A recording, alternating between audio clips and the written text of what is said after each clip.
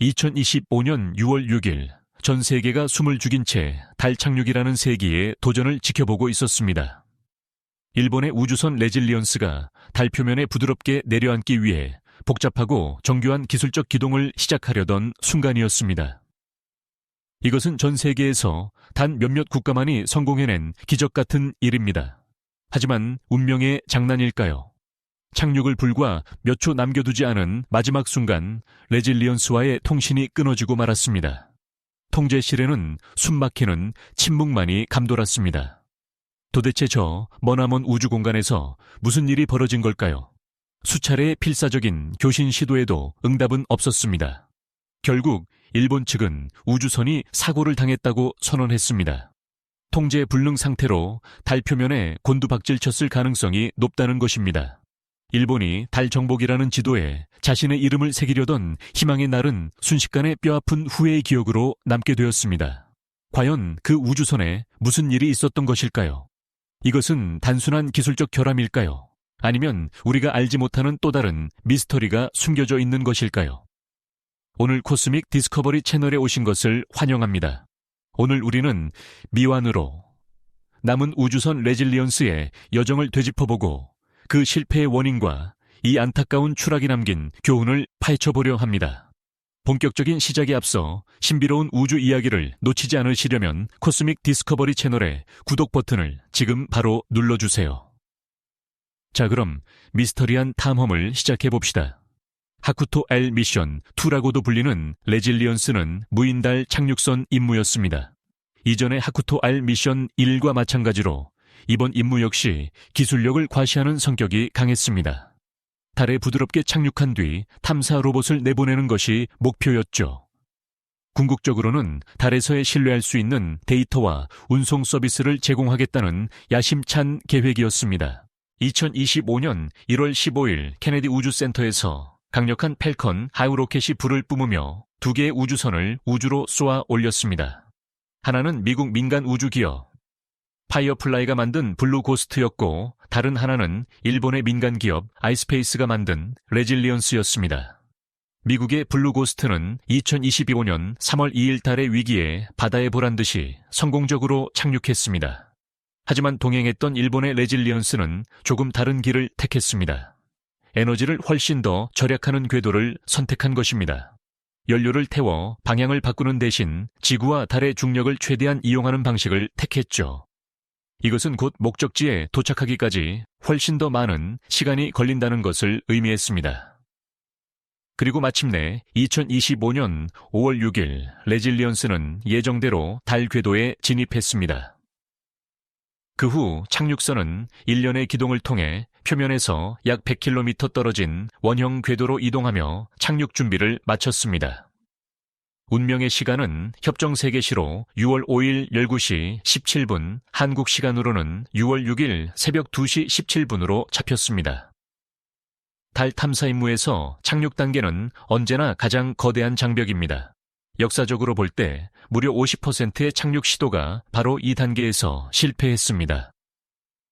단 한 번의 잘못된 움직임이 임무 전체를 수포로 만들 수 있는 살얼음판과도 같은 순간입니다.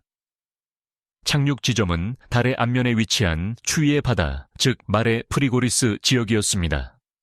이곳은 달 적도에서 북쪽으로 약 16도 떨어진 곳에 위치한 폭 할세바 4.6km의 광활한 현무암 평원입니다. 한국 시간으로 6월 6일 새벽 2시 17분, 레질리언스는 고도 100km에서 20km까지 속도를 줄이기 위해 복잡한 기술적 기동을 시작했습니다. 계획대로 메인 엔진을 점화하여 감속에 성공했습니다. 모든 것이 순조로워 보였습니다. 우주선은 수직 자세를 유지하며 고도를 낮췄고 역사적인 터치다운을 준비하고 있었습니다. 하지만 희망이 절망으로 바뀌는 건 한순간이었습니다. 착륙을 불과 1분 45초 남겨둔 시점에 달까지의 거리를 측정하는 장비가 갑자기 작동을 멈췄습니다. 거리 데이터가 사라지자 우주선은 계획된 착륙 속도에 맞게 감속할 수가 없었습니다. 설상가상으로 우주선과의 통신마저 끊겼습니다. 이 치명적인 사고가 발생했을 때 레질리언스는 달 표면에서 불과 192m 위에 있었습니다. 아이스페이스 측에 따르면 이 상황을 볼 때 착륙선은 달 표면에 강하게 충돌했을 가능성이 큽니다. 예상보다 훨씬 빠른 속도로 달 표면과 충돌했다는 뜻입니다. 이런 충격 뒤에 우주선이 온전할 가능성은 극히 낮습니다. 레질리언스는 높이 2.3m에 너비 2.5m의 크기를 자랑합니다. 최적화된 설계 덕분에 연료를 채우지 않았을 때의 무게는 약 300에 10kg에 불과하지만 연료를 가득 채우면 1톤에 달합니다. 이 우주선 안에는 테네이셔스라는 이름의 초소형 탐사 로봇이 실려 있었습니다. 무게가 단 5kg에 불과한 이 로봇은 유럽의 자회사가 설계한 세계에서 가장 작고 가벼운 탐사 로봇 중 하나였습니다. 계획대로라면 착륙 성공 후 레질리언스는 2주 동안 임무를 수행하며 이 로봇을 내보내 표면을 탐사하고 토양을 수집했을 것입니다. 하지만 착륙 실패와 함께 그 모든 계획은 물거품이 되고 말았습니다. 이번 실패는 2023년 4월 아이스페이스의 첫 번째 달 착륙 시도와 소름 끼치도록 닮아 있습니다. 당시에도 착륙 과정에서 신호가 끊기며 실패로 끝났습니다. 레질리언스는 실패했지만 아이스페이스는 여전히 달을 향한 꿈을 고집하고 있습니다.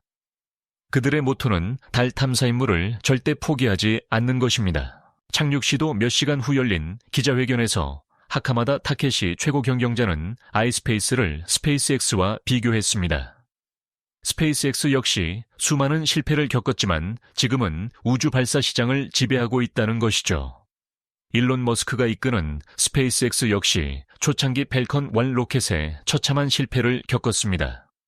회사가 파산 직전까지 몰렸던 네 번째 시도가 되어서야 2008년 간신히 궤도 진입에 성공했습니다.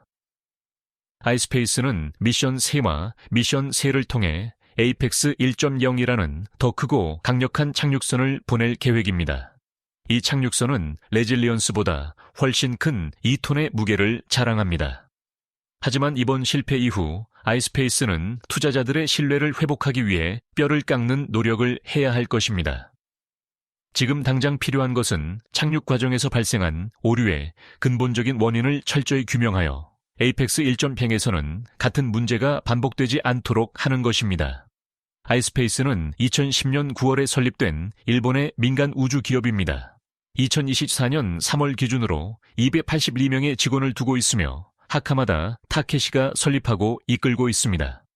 일본 민간 기업이 개발한 착륙선 레질리언스의 실패는 야심차게 성장하던 일본 우주 산업에 적지 않은 충격을 주었습니다. 민간 임무의 실패라 해도 국가 이미지에 영향을 미칠 수밖에 없습니다. 이번 실패로 인해 일본 우주항공연구개발기구인 작사는 민간 기업과의 협력이나 지원에 더욱 신중해질 수밖에 없으며 이는 일본의 우주 상업화 과정을 늦추는 결과를 초래할지도 모릅니다. 비록 한 걸음 물러선 결과가 되었지만 이것은 여전히 대담한 도전이었으며 큰 교훈을 남겼습니다. 우주선을 달 궤도까지 성공적으로 보내고 여정 내내 순조롭게 운용한 것은 스타트업 기업으로서는 분명 괄목할 만한 성과입니다. 마지막 단계에서의 실패는 다음 임무를 개선하기 위한 귀중한 기술적 데이터가 될 것입니다. 비록 실패했지만 레질리언스의 착륙 시도는 끝이 아닙니다. 이것은 일본 우주 기술 발전 과정의 중요한 실험 단계입니다. 실패는 성공의 어머니라는 말처럼 아이스페이스가 기술적 오류를 극복하고 다음 비행에서는 완벽한 착륙을 보여주기를 기대해 봅니다. 오늘 코스믹 디스커버리 채널의 영상은 여기까지입니다. 여러분에게 유익한 정보가 되었기를 바랍니다. 영상이 흥미로웠다면 좋아요와 공유를 부탁드립니다. 특히 코스믹 디스커버리 채널의 구독 버튼을 눌러주시면 저희에게 큰 힘이 됩니다. 다음 여정에서 다시 뵙겠습니다. 안녕히 계십시오.